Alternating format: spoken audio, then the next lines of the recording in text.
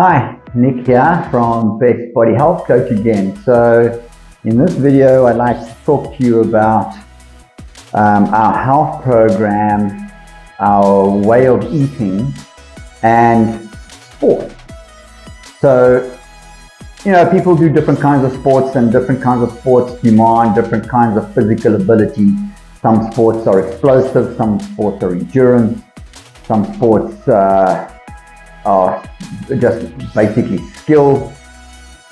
But in this video, what I'd like to basically go over is the benefits of throwing out carbohydrates as a dirty fuel, as a fuel that is very short-lived and very, very old school, very 80s, 70s type of mindset as far as carbo loading goes, and that kind of old school thought. And there's a lot of sportsmen, especially my age, who swear by the carbo loading and so on. And then when you actually have a look at the two, in other words, fat as fuel and carbs as fuel, and you look at it from a logical and practical point of view, you find that burning fat as fuel as a sportsman is far more beneficial than burning carbohydrates. And a good analogy of the difference is burning carbs as fuel. So if you're basically fueling yourself with carbohydrates when you're doing sport, it's kind of like throwing newspaper on a fire. Try and keep the fire going. So you're constantly throwing newspaper. There's black smoke, there's little bits of paper flying around. It's very dirty. Whereas when you're burning fat as fuel, it's like throwing this log on the fire that kind of builds up steam, and like this, eventually it's like a raging hot fire. And that's how I feel when I'm an avid cyclist. I'm also a runner. I come from an international level running background. I was national champion in the 800 meters. I was also, I had the world fastest time for 800 meters for a 16-year-old boy. I'd also had a lot of other different kinds of championships that I'd won. South African championships in the 800 meters, the 1500 meters, cross country. I also played provincial soccer at school. So I merely mention that just to show my background as a sportsman. I've always done sports. There's almost not a day that goes by that I don't exercise. And I've experimented with lots of different kinds of diets in my early 30s to mid 40s. I experimented with like high carbohydrate type diet, and although I could still perform at a reasonable level, I just started putting on weight, and it just didn't work for me.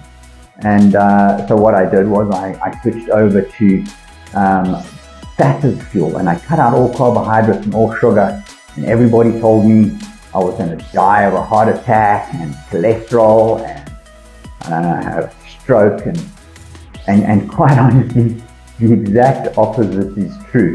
And this is what's not understood about this way of eating and doing sport.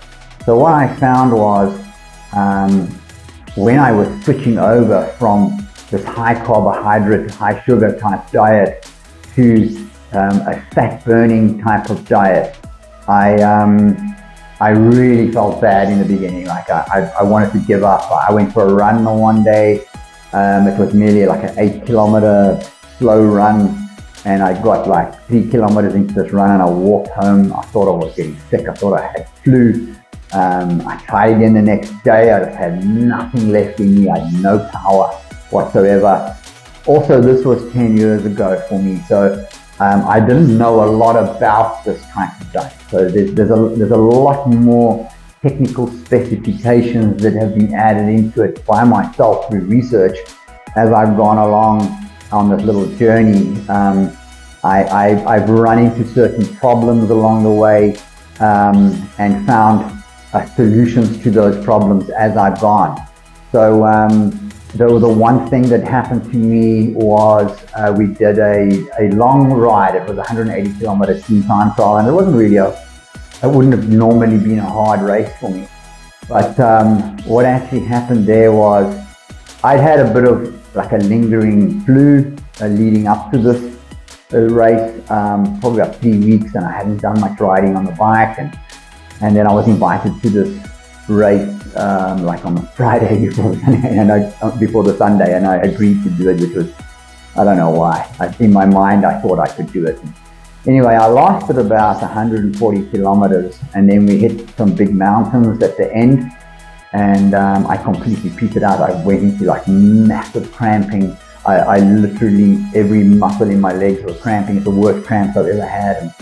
And I had to walk certain stretches of this last 40 kilometers of this race. It was very embarrassing. And I had people cheering me on from the side of the road going, "You can do it," you know. And it was totally not like me. I'm very competitive as a sportsman, and to be walking along a cycle race is just like not kind of within my nature.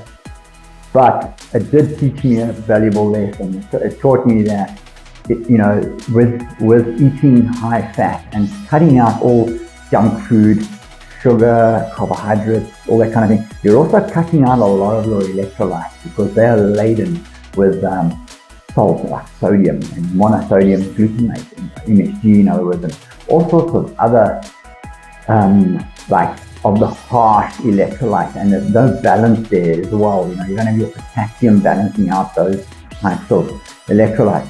So the entire race, at about 90 kilometers, I took, I think, 300 or 500 milligrams of potassium and probably, I think, 1,000 milligrams of salt, which is completely the wrong way around. It should have been, those ratios should have been the other way around, and times 4 or 5. So I completely underestimated how many electrolytes I was supposed to take, and I felt it. I felt like my legs were literally shutting down before the cramp started. I just, you know, the electrical energy in the legs was just like getting less and less and less and less, and it's like my battery was literally going flat because the electrolytes were out of my system, and then the cramp started. So that taught me a lesson about this particular diet. So from there on, I started researching more about electrolytes and which electrolytes are most important and so on. So I handled that side of things. And then I started realizing that I was very good at endurance and going the long rides, like, you know, 150, 180 kilometers on a bicycle. It was very easy for me. I could do that without eating, and I felt like the further I went, the stronger I got, as long as I was putting the electrolytes in the body. I would always do this fastest. I've also always found that if I eat before I ride, I'm very sluggish on a ride. To me, that looks like my digestive system is taking all the energy and all the oxygen and everything that's needed to go into my legs. It's actually now in my stomach trying to digest my food. So I don't eat before I ride. I could probably go up to about 200, maybe 250 kilometers without eating anything. So I've not done that as yet, but I probably could. I know people who've done 300 kilometer rides fasted, and actually I know a guy from Cape Town, South Africa, who's done a 500 kilometer ride without eating anything, completely fasted. So I realized as I was going along that it's better not to eat before my ride, better not to eat along the ride, and just keep those electrolytes going in. But going back to when I started this journey and running into the first barrier, which was like literally running out of fuel while I was on the run. So I would go run an 8-kilometer run, and I'd do 3 or 4 kilometers and I'd walk home, and I'd be telling my wife, I'm going to give up with this, I don't want to do this anymore. And she was the one that encouraged me to keep going. She said, look, this is what will happen. You just got to keep going. Your body hasn't switched over from burning glycogen, and it has to switch over to burning fat, which basically turns into triglycerides and ketones. And the body loves ketones, let me tell you that. The body loves ketones. Glycogen, I never want to experience that anymore or again. So I carried on with it, and it took me a little while because I was a very bad eater. I ate a lot of sugar. and my teeth are broken as a result of that. I've got horrible teeth inside my mouth because of all the sugar that I ate. And so I continued with this factor, and suddenly it took quite a while for me to kick into this, because I also wasn't taking enough electrolytes. So it took me quite a while to kick into the fat burning thing, and it probably was about 3 to 4 weeks before I started to feel anything. And the day that it really turned for me was on a 15-kilometer run along the beach, and it was from one point to another, and it was quite a hard run. And there was, I think, about 1,200 people in this race, and I came 15th. I ended up coming 15th, and I literally hadn't done much running. I'd done like 3 days a week of 2 or 3 Ks or 5 Ks maybe, and I ended up coming 15th in this race. And I just felt like I could go forever. And the funny thing was, the next day my legs weren't sick. So this whole lactic acid thing had changed. And from that point on, I realized that this is the way forward. And everything that I've done since then with regards to sport has improved. My running started to improve, my cycling improved, surfing improved. And it wasn't only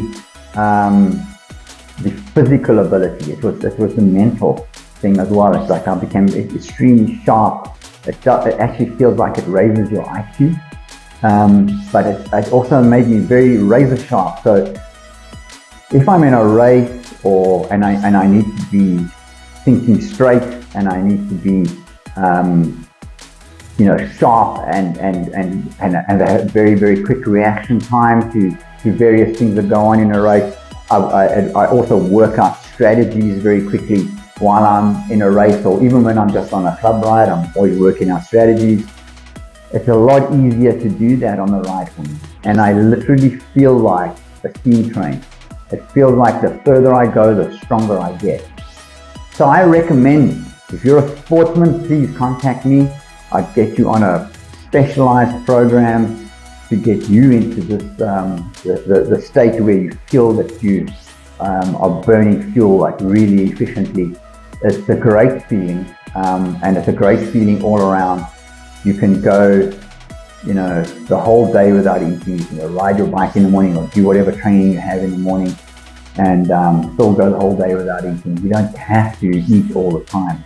In actual fact, it's better for you if you don't. It's very old school thought that you've got to put the protein in after a training, and you've got to put the carbohydrates in before you train, and this recovery drink, and then it's all commercial rubbish, and it's all pushed on us by the very huge sports nutrition industry that basically just sell low quality supplements to people, and sell them as high quality supplements with nice packaging.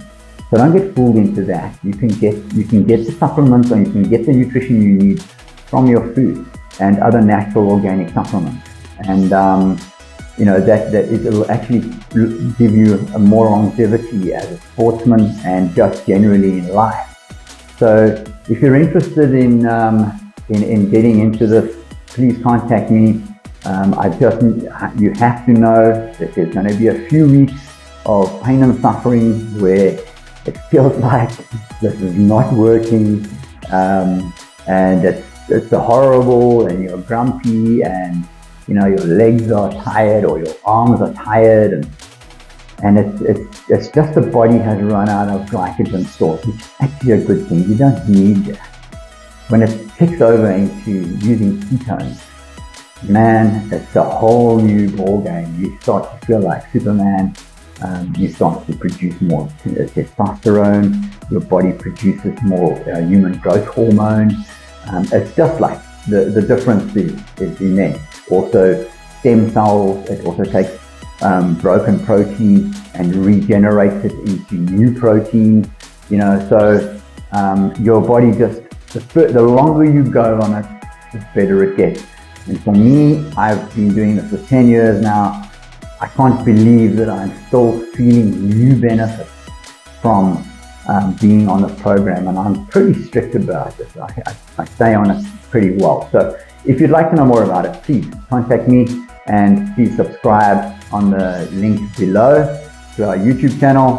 We'd love to see you around more, and I'll be here to give you more tips on all sorts of ways of losing weight, being a better sportsman, handling children with this diet, pregnant women, breastfeeding women.